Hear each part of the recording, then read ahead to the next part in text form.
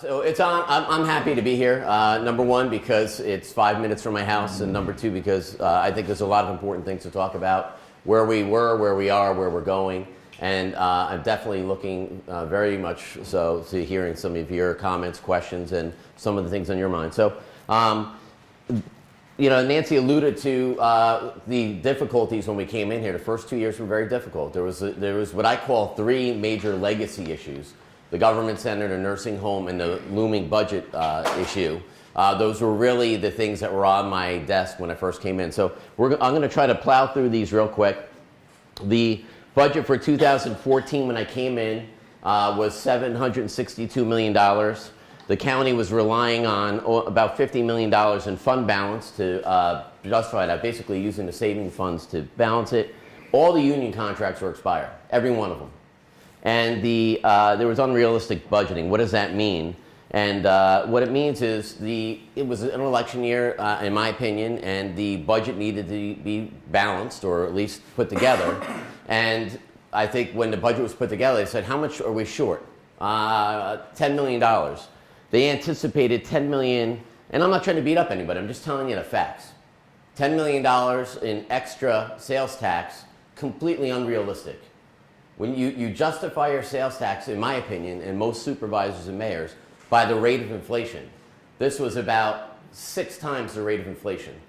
So it was just not happening. So long story short, budget was tight. So we decided to cut the size of government. We had the largest budget cut for the first time in the history of the county. Not for the first time, in the history of the county, $30 million. The workforce was shrunk, the contracts were settled, and we were doing more with less. So what does that all mean? I will tell you, all BS aside that you hear from elected officials, and this one did that, and the lawsuit saved this, the single most important thing to save Orange County government, the single most important thing was their early retirement incentive. We cut spending and a lot of other things, what we call the CERT, the Contract Evaluation Review Team. The early retirement shedded hundreds of employees on their own, not having to be laid off. It saved, in my opinion, it saved the nursing home. It saved the county government as a whole as well. And it was not easy, because I will tell you, and I gave a thank you last night to the legislators, it was very difficult on them and myself. It was a tough 2 years. So that was the most important thing, in my opinion, to get done first, the budget. This is where spending was, $762 million. This is where we are today, $722 million. We cut an additional $10 million for now the 2016 year budget. So we're heading in the right direction. This is literally, in my opinion, I'm 42 years old, I got a young family. This is the example of what is wrong with New York State as a whole. The spending, why all our friends are going south or out west, because of the cost of living, the taxes, government being so small. New York State is double the cost of the state of Florida, and it's the same population. So that's the type of things we're reversing, not only at the state level, but that's what we're trying to do here on the county level. So let's talk about some of these. This is the tax rate for where we are today, according to the state. And this might make you feel good, but you all know we're paying a lot of taxes here still. So we're lower than our neighbors, but we still, when you add up your tax bill at the end of the day, it's still high, so we still got to do relief. So here's the sales tax.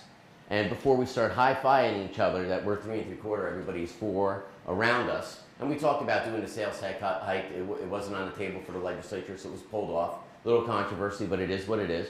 But before you get all excited about the 3 3/4, we also pay the MTA tax on this.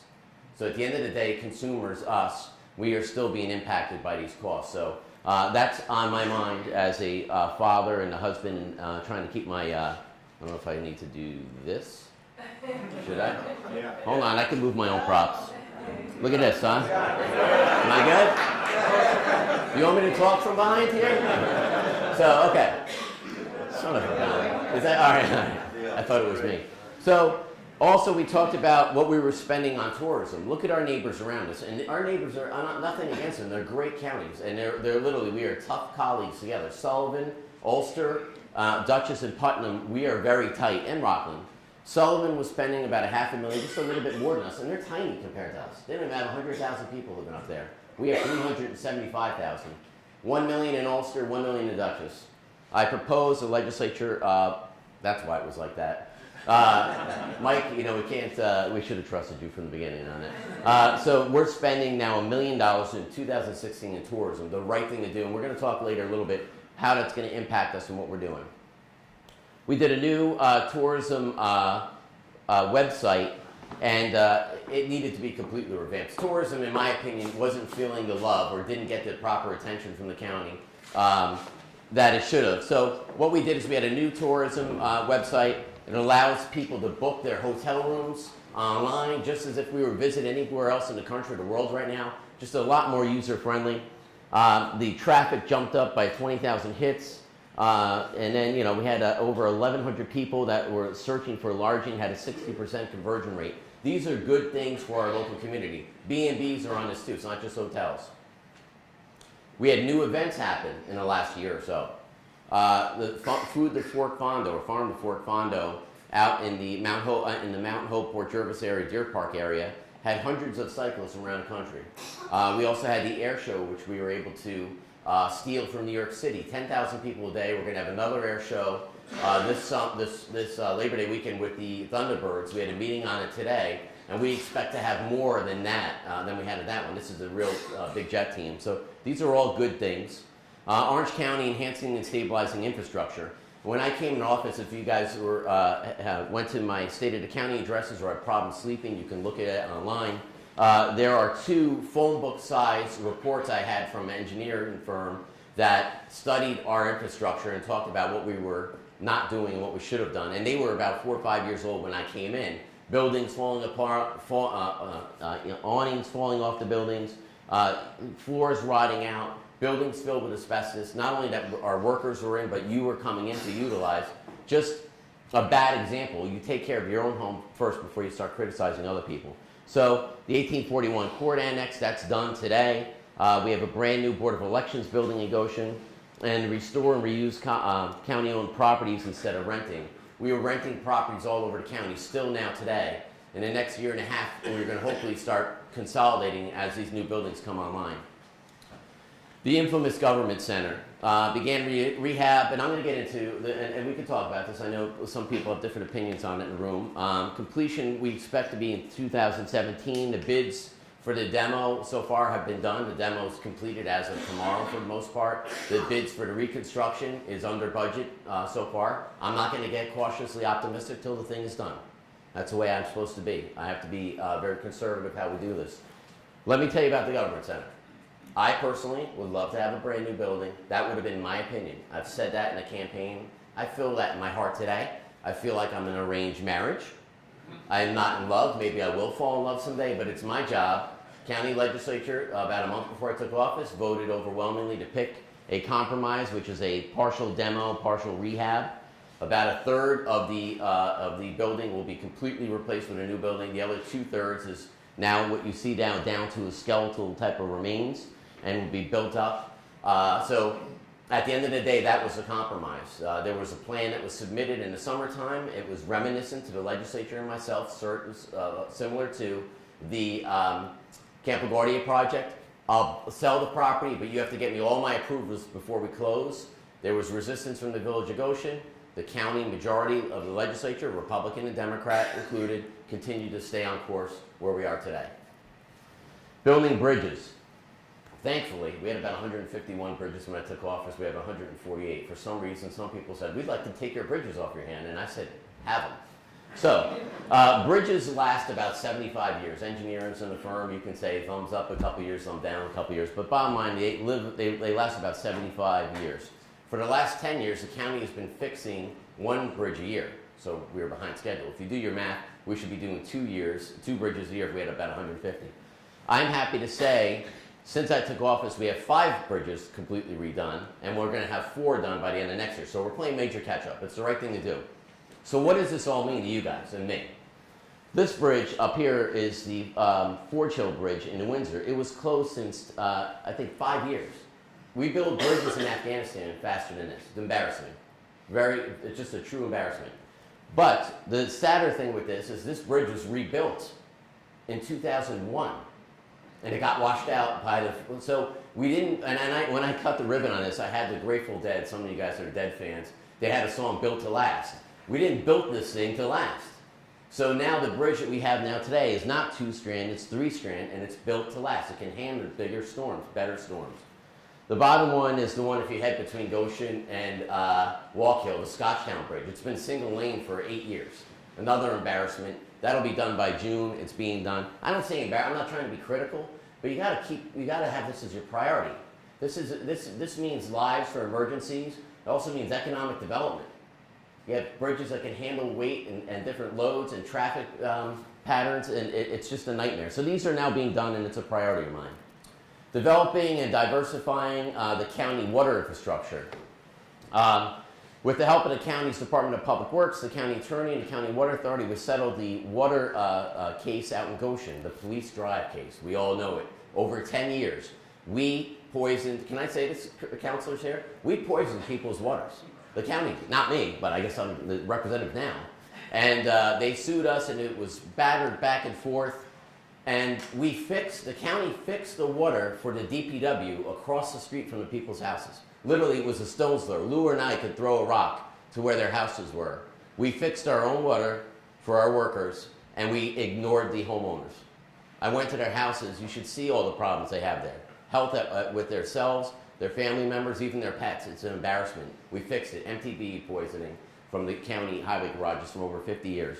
County Water Authority was recently awarded a grant from the state to support the advancement of the Dwark Hill water supply interconnection in Pine Bush. Lou, this might have been was this under your tenure when those things were started, when those were purchased? The Water Authority, absolutely. So there was 2 big parcels that come to mind when you talk about the Water Authority for future water. I think during the water loop days, I was going through puberty, maybe even diapers back then. But one was out in Pine Bush. It's used for people to hunt on or whatever for the last 20, 30 years. We're working forward right now with the town of Crawford, with the Water Authority, to actually get them some water for future development up there. The third one is the Indigo by Middletown. We are in very active discussions. I was hoping Joe DiStefano would be here tonight. Him and I work very well together. We're both very aggressive type guys. So you think we're boxing opponents in the paper, but we do get along very well. And he is on the mend right now. And I talked to him as recently as this evening, just before, about an hour and a half ago, about moving forward with the county having an agreement with them so they can utilize that Indigo to provide water to that whole Middletown Walk Hill corridor.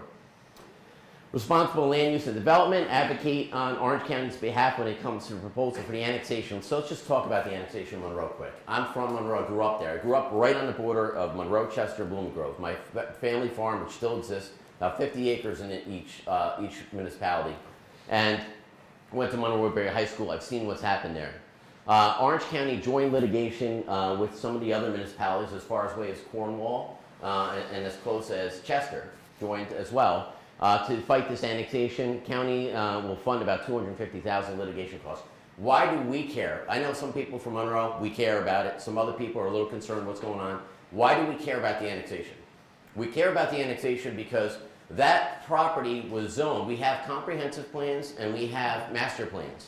They're living documents. They can be adopted, but for the most part, we as residents look at those documents as a plan for the future. We can anticipate how many houses, what type of commercial development, what type of water and sewer we need. When you double, triple, 10 times the amount of sewer capacity and change that high density, that to me is unacceptable without any plan.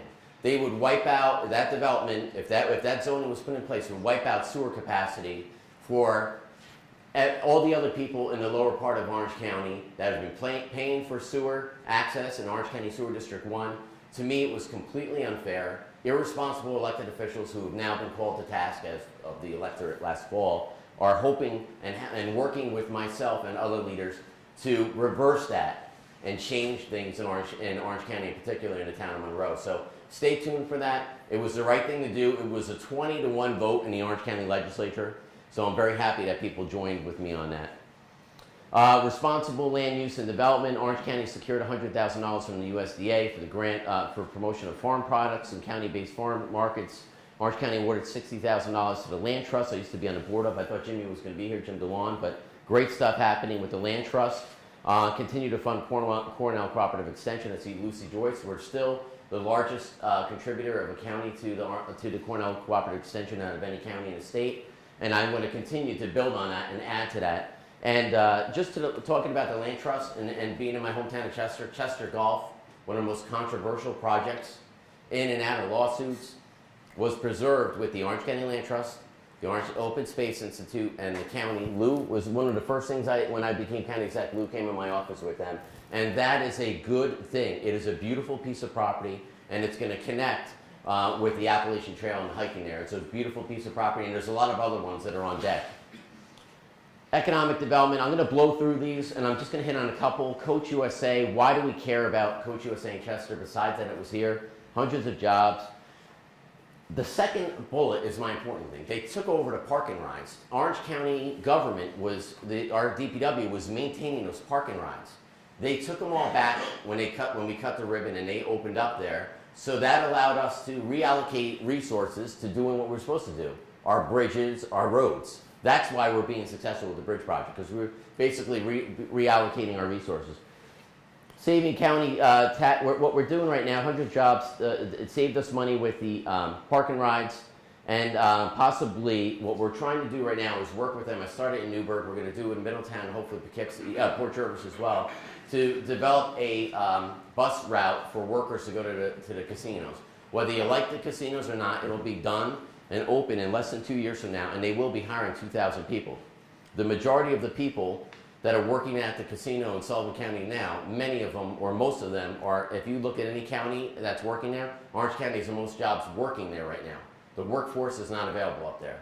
So we should seize on that and help people that are unemployed, and especially those 3 corridors, those cities, to open up routes up there. And Coach USA is very open-minded and is working with us on that.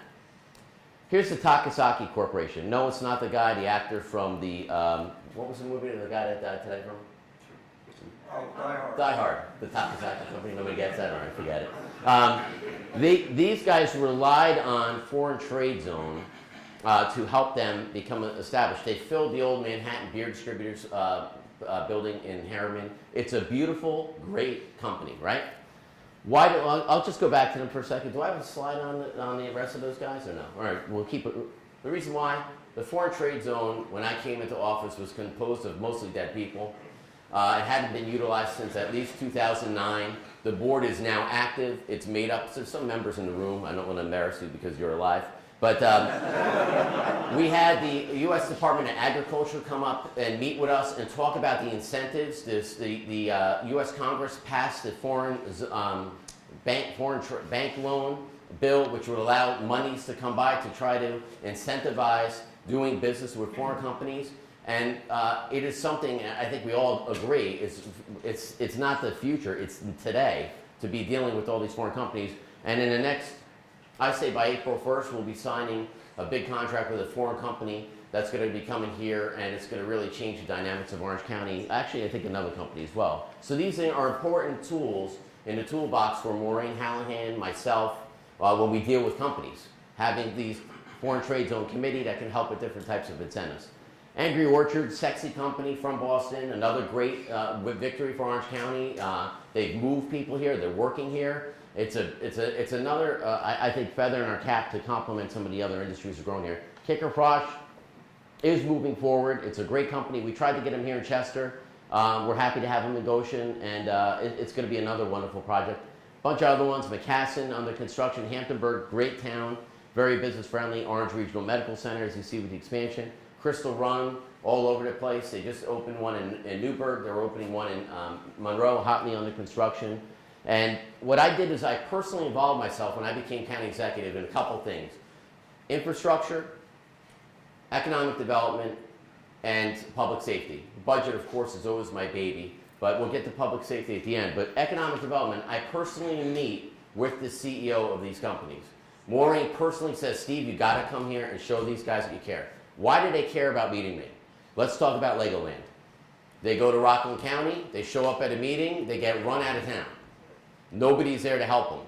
If you sit by them and hold their hands and say, no, folks, listen, hear them out, let them make a presentation. What does this mean, good or bad for our community? That's what you do with leadership. You deal with the good and the bad, and that's why I think we're very successful with these companies. So, keep on moving. I talked about the casino. I've been up there. It is a big project. There is a lot of people working there. There is a lot of opportunity for people in this room. If you're not on board, if you haven't met these people that run it and you want to, contact my office. I will set up a face-to-face with you and Charlie Degliomini from Montrain if you want to work there. You don't have to be a minority, women, or veterans. They're preferred, but there's opportunities for people in the room. And you can ask Nancy and she will set it up. The other one is medical marijuana. We really didn't know much about it. About a year and a half ago, was it a year and a half ago? A year and a half ago, my son was born and he was hospitalized for about 10 days. So literally, it was my first year as county executive, first 6 months, and I'm raising my 2 daughters. One was 3, one was 1 at the time, while my wife was staying in the hospital. And I was at ShopRite. The wheels are falling off the bus on the county, the budget, everything was falling off. And a woman came up to me, she goes, "Are you the county executive?" I said, "Yes." I'm wearing jeans, a t-shirt, and flip-flops. And she said, "My son is 15 years old. He is suffering from severe seizures. He has a seizure every 15 minutes to a half hour. We need medical marijuana here." I looked at her in the eyes. I thought of my wife with my son. I said, "Shit, I shouldn't say that. Shoot." I said, "Shoot." Lou was supposed to do the 5-second gag order. But I said, if that was my son, I would do everything I could to make sure that he was healthy. Maureen and I started getting calls from companies. The state passed a law. It was very close. The governor was not in love with it. Our local senators were a little iffy on it. Sanjay Gupta, everybody's doctor, was questionable about it. He looked at it. He eventually was against it. He then did an about-face, like a lot of us learned about it, and they're growing the marijuana right now in Orange County. They were going to market, and I believe in this, and I think that it's an opportunity for jobs. It's economic development. It's going to generate, we think, about $1 million is what they're estimating to us. $3 million is coming from the casinos. A lot of people from other counties that are getting this money, as you read in the newspaper, are spending it. "Oh, we're going to give it all here, we're going to give it all there." I'm not doing that because we're not out of the budget problem yet. But these are good positive things. Why do we care about movies? Here's The Blind Spot. I got it right? Yes. This is Paul Savino, who married one of my closest friends. And he came up to film a movie. And over there is my friend Alan Mack and myself and Mariska Haggard, there you go, from the Law and Order. Why do we care about these movies besides, okay, cool, we got a great picture with a movie star? Blind Spot came up and filmed at the Stewart International Airport, and they spent 2 days here with over 100 people staying in hotels and our restaurants. Paul Savino was associated with the Hoboken Film Festival, which has been around now for, I think, for its 4th year or 5th year, and they are obviously generating economic stimulation in the Middletown area. The Law and Order was filmed at our jail, which we filmed a number of things. We filmed the Kevin Bacon show, The Following, and we filmed a couple other movies and shows. They stayed in the Middletown, Goshen area, over 150 people for 2 nights. That's impact. Those are real dollars, in my opinion. And I have to help everybody. B&B, big hotel, whatever. Helping those in need. Rape crisis program. When you guys see the state government, the budget, and you talk to your assemblymen and senators, we have about 250 to 300 sexual assaults every year in Orange County. Not sexy to talk about, not positive to talk about. We have a responsibility to help these people. There's one real organization that takes care of the victims of the of sexual assaults. It's a rape crisis program. There are very talented individuals. They not only go to the hospital to take care of the victim, they also educate our first responders. And their money in the middle of last year was cut. It's just, and then the elected officials, and I'm not taking sides, I don't care what party it is, talk about how great they are on sexual assaults. This needs to be restored. Safe homes, same thing. Victims of domestic violence, survivors we call them, of domestic violence, very critical program in every community, including Orange County, cut. We had to augment that as well. I don't have a problem augmenting it because it's an important project. But these are the programs that people taunt that they're champions of, and they're really, this is where the buck stops. The last one is our Veterans Agency. When I came in, the Veterans Agency has a couple roles. We have a cemetery. We have a program where a Veterans Food Pantry, where we provide about 200 meals a week to 200 different families. of veterans that need meals. We also drive veterans to the local VAs, Montrose, Castle Point, some of them down to New York City for different care.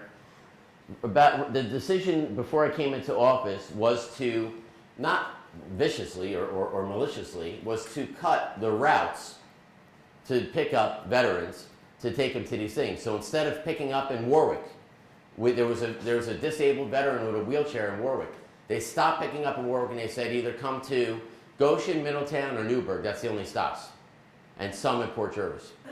I'm just telling you what my proposal is right now today. I'm going to propose to make a contract with a ShopRite or a Price Chopper to have them deliver the meals with those home delivery for people that don't like to shop. I like to shop. Some people want to stay home, call it, order it in. Have them deliver the meals that are approved by my health department as good meals for people on a weekly basis, and have the routes restored. Because nobody knows what happened to those veterans. This is what happened to those veterans in these other areas in Orange County. They either stopped going, they're paying out of the pocket, or they found another source, but we need to offer that. We have 23,000 veterans, one of the highest proportions in the country here in Orange County. So that is something that you're going to start seeing rolled out in the near future in Orange County. And I hope it's going to work. I'm telling you, it might not work. I might have to hire more drivers, get more vans, and do it myself like we're doing now. But I think that's the best way to do it. There's enough ShopRites and Price Choppers around the county, and I think you save a lot of money that way. Making transportation easier. Transportation is a big concern of mine. It needs a lot of work, but these are the things that have happened so far. I think there's still a lot of work to be done. Close coordination with Coach USA. That's what's great about them being here. You're going to see a beautiful bus station in Middletown. I wish there was another way to call it. It's not a sexy name, but it's going to be a beautiful project, and it's going to create that whole Coney Island right around there. It's going to be all remade and be a nice, positive transportation center in Middletown. Orange County Transit Funding has also helped enable to reconstruction of Newburgh-Monroe parking rides. I've alluded to earlier that we've gotten out of that business. Here's other things. The new coach headquarters in Chester is important because now we don't have to call down in Malware where they are. They're right in Chester when we need and talk about different routes. Newburgh Area Transit, we just expanded that. Last year we see at least a 20% ridership increase. I get very frustrated when I drive by these Orange County buses and they're mostly empty or they have 1 or 2 passengers in it. It's very difficult in a very rural county like ours to make these work, but there's always room for improvement. Some of the best recreational opportunities. Actually got married at the Arboretum. Beautiful stuff going on in the county. We were able to keep these despite our fiscal crisis we were thinking about. There was all sorts of questions. We were going to have a fire sale and sell some of our parks and this, that, the other thing. Thankfully, we kept them. We have contracted out some work, but we are heading in the right direction. Here's 3 Olympians. I always make fun of these guys. Joe's and Stefano, myself, and Kyle Roddy. This Heritage Trail, everybody says this, that, the other thing. It's been talked about for 10 years, the expansion. This is close to the Citizens Foundation's heart. I will tell you, this will be under construction in 2016, this year. And it's going to be such a great thing. And whether you use it or not, I live on the Heritage Trail. And I'm thankful that we had it. The people that made this happen in this room, I'm thankful we have it. It's just a gem. It is busy. If it's sleeting out, if it's raining out, there's still people on it. And people use it, believe it or not, to go to work. Still. Yeah, there's a lot of people who use it for recreation. There are people that use it to go to work. It's a great thing to have. Orange County Parks Master Plan hasn't been done, I think, in over 10 years. That's on the drawing board to be done early this year. We're moving forward. We're going to improve the current parks. We're going to expand some other ones. There's a lot of great things going on. We have a park in Deer Park that we just opened and access to the Delaware River for boaters, for fishermen, and also emergency access. These are all good things. Reliable fishermen and efficient waste management. This is probably the most interesting part, so if you need to go to the bathroom, now's the time. We developed a long-term seep mitigation plan for the landfill. We've also, Sewer District 1, we're going to get a briefing in about a month on what to do with that facility. Orange County is reviewing the feasibility of a sewer district in 17 corridor. Some of the talk for the old Psych Center on 17M, the state wanted to give us a sewer plant. I am very guarded about that because I don't want to get in the sewer, the garbage, or the nuclear business. It always has bells going off. And the state has given us a grant for $1 million. One of the big companies that's coming to Orange County was thinking about using it. If they don't, I have to decide if we're going to go forward with this project because I don't want to take over an old sewer plant if we don't have a user, first of all, a large user, and if there's the cost to improve it and bring it up to today's standards don't match what the cost would be to the user to make it something that's usable. So this is to be determined.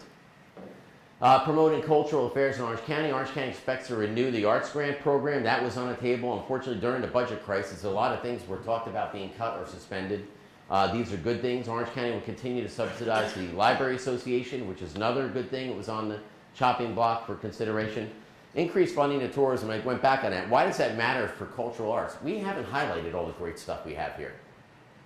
We have museums that we run that are locked and mothballed. We have all sorts of historic stuff that we have not paid attention to, cultural stuff that we could really highlight, and I plan on utilizing that and highlighting that in the tourism places. I travel a lot for the military, a little bit for the county, and when I go to these different airports, my staff will tell you, I take pictures of their welcome to their county with their bulletins, with their brochures, and you know, we don't have to reinvent the wheel, but we are heading in the right direction. Fighting welfare fraud, zero tolerance on welfare fraud, collaboration, DSS, DA, Sheriff, FBI. My first month in office, despite the wheels falling off the bus, my secretary comes in and says, Steve, the FBI is here to meet with you. Do you want to meet with them? And I said, can you say no? And they came in, they said, we want to part with you on welfare fraud. Your place is riper than a grape. So I said, fine. We've identified over $1 million so far. Investigations are up 62%. People are calling the volunteers saying, look, I've been ripping you guys off for the last 3 years. If I send you a check for 40 grand, would you leave me alone? Orange County, this year, 2015, we found this out last night, was ranked #1 in New York State for fraud prosecutions. We had, and I'm telling you, I got to talk about these things because it's on everybody's mind, and it's all these rumor mills, the urban folklore of Orange County. We had a guy making $600,000 a year on full welfare. We arrested a few months ago. They do exist. They are not fantasy land, but we are getting them, and we're going to continue to get them. And I will tell you, there's a lot of good prosecutors, and the FBI I have a lot of faith in. Our DA is a partner of mine. We work as close as you can get, and as well as the sheriff and the county clerk. So there's more to come. And it's exciting stuff because I see this as a victory for us. We all work hard for a living, so when people are skimming 600 grand, I think we all can agree you're doing pretty well. Narcotics crackdown. We started a coalition between the sheriff's office, the DA, and local law enforcement to fight on narcotics. Big busts all over the place. But besides throwing a hammer down, let's talk about awareness and treatment.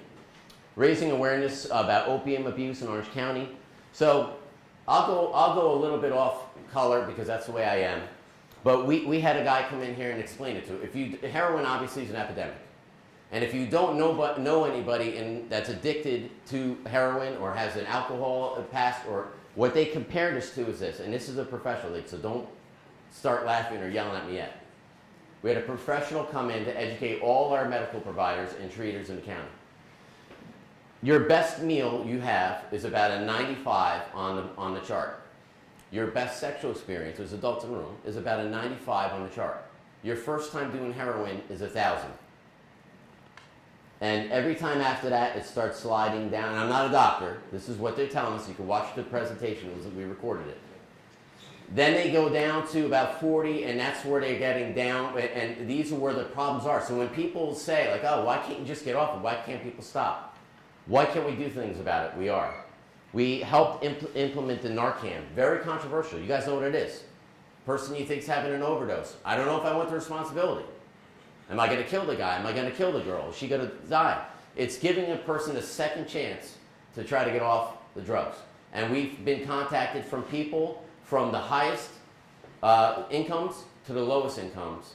And this is how we make a difference. We got to talk about it. We have to help our neighbors about it. And we have to really push. We have moms come up to the district attorney and said, to end me. And they said, my kid's addicted to heroin. He's been in rehab 4 times. My husband and I give up on him. He's in the Lord's hands. I can't imagine giving up on the kid because they've given up on themselves. So we as a community, we pay for it anyway. We need to do more. The DA and I and Darcy Miller, our Commissioner of DSS, are really trying different types of things, and it's changing things, and it's impacting things. Come to our things. Talk to a person that was on a heroin addict and is now working or getting a college degree. It's really the right thing to do. The county's Department of Mental Health, we're working together. We talked about the Narcan, juvenile justice reform. Sometimes we were waiting for 6 months for juvenile, we represent them in the county attorney's office, for them to be handled. They didn't get the love and the attention from county government. These attorneys that really have big hearts taking care of kids, making sure they get the right care to make sure they don't fall into disarray and end up in the juvenile justice and the penal system. 75% of the families we've tried with this new pilot have accepted it, and not one juvenile has been rearrested. These are successful, good things. 2016, this program will be expanded to other areas. We started in Newburgh as a pilot, going all over to the rest of the county. Orange Cares. I was at a Chamber of Commerce breakfast 3-4 years ago. I was contemplating running for county exec, and the United Way came in with all these stats. They said 1 out of 5 kids in America, including Orange County, or 1 out of 4, goes to bed without dinner at night. When I heard that speech, I had just come back from Africa with the military, and I saw incredible poverty in Africa. I couldn't believe that this country has its numbers. And I saw it more as I became county executive, going to Newburgh, going to Chester. We started this Orange Cares. We partnered with the food bank, and we launched it in my hometown here in Chester, which has people that go to bed, kids that go to bed without meals. The teachers are the best because they know that their kids are taking food from other kids and packing it in their bags. We're helping these kids. And we're expanding it. We're going to be taking it to, I think, Port Jervis and, next, and some other places, but really good stuff. And Sandy from my school board was there when we launched it, so I'm happy to see Chester School District here.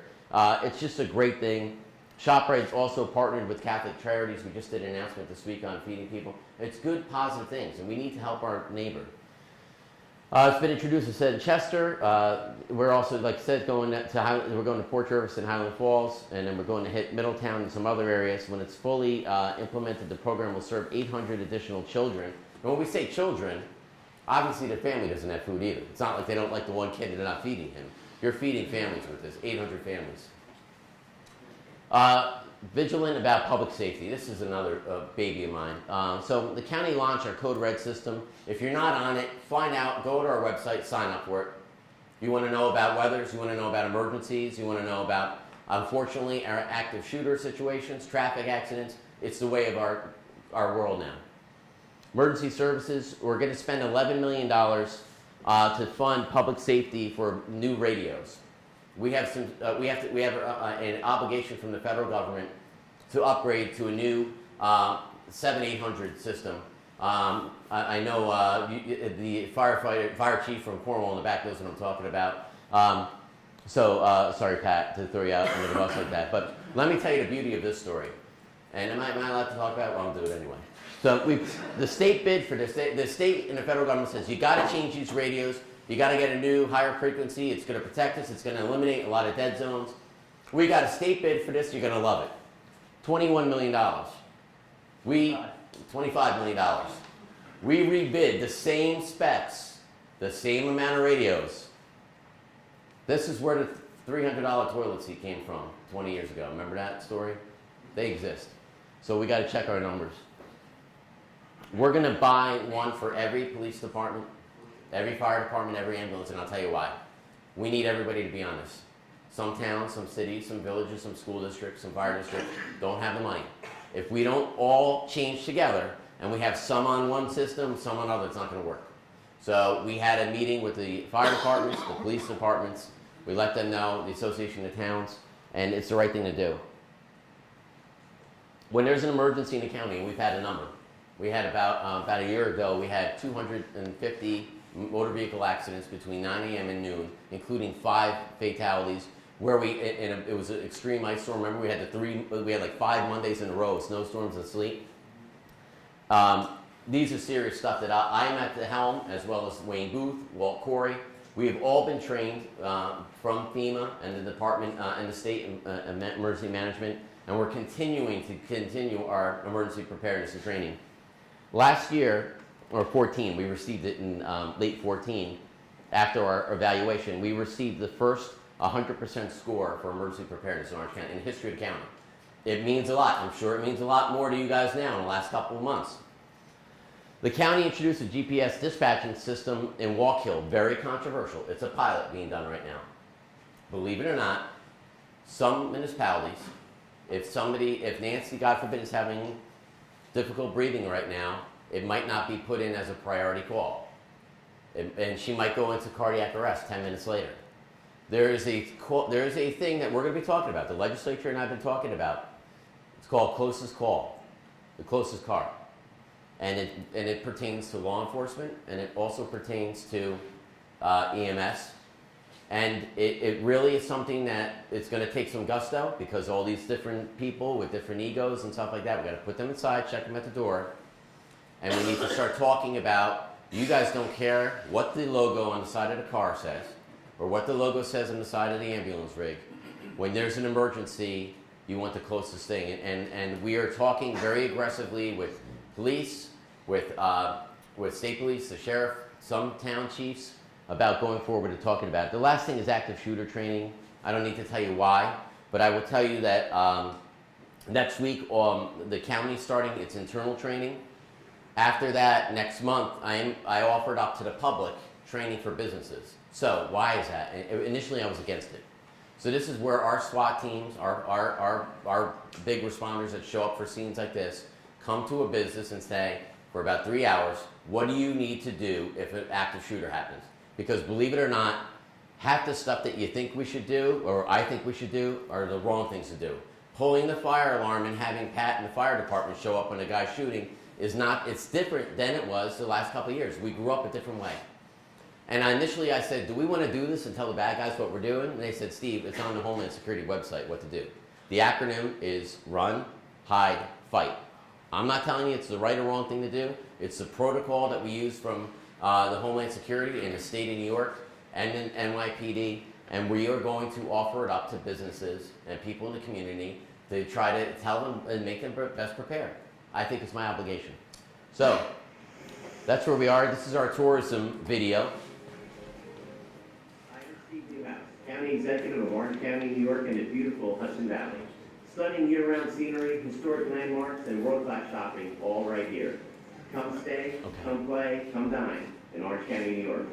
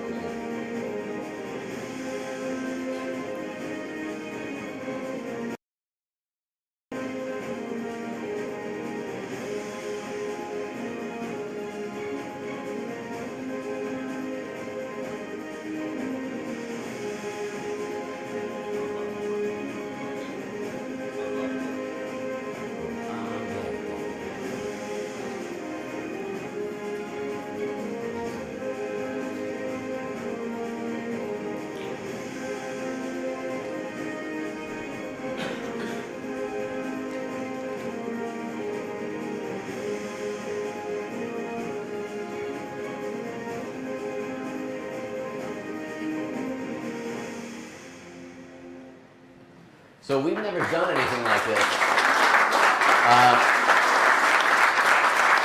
We haven't done anything like this, and now we really, the last 6 months, we've went in high gear with tourism, and we have allocated, again, about $400,000 more than we did the previous year, and we are going to start pumping it all over the place and using it to help places like Sugarloaf and all these other areas.